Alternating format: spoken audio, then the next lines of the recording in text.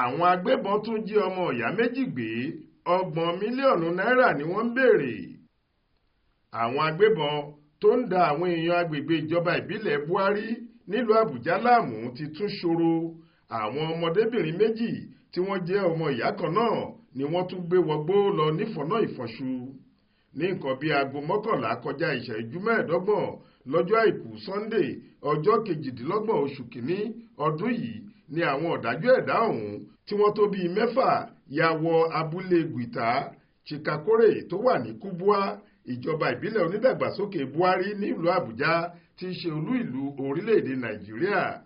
Inú igbó àti òkè tó yí agbègbè náà ká ni àwọn agbénigbowó yìí gbà gbé àwọn ọmọdébìnrin méjèèjì náà wọnú igbó lọ. Èyí ẹ̀gbọ́n jẹ́ ọmọ ọdún 16 nígbà tí àbúrò ẹ̀ jẹ́ ọmọ ọdún 14.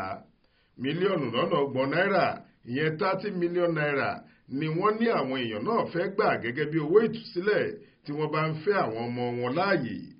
Gẹ́gẹ́ bí ohun tí àwọn èèyàn agbègbè Chikakore sọ lásìkò tí wọ́n ṣèwọ́de ìfẹ̀hónúhàn lọ sí ọ́fíìsì mínísítà fún ìlú Àbújá Nyesom Wike lọ́sẹ̀ tó kọjá, àwọn ojú ọ̀nà wọn tí kò dára ni wọ́n ló ṣokùnfà bí àwọn ajínigbé ṣe ń fìgbà gbogbo dá àwọn lóró lágbègbè náà.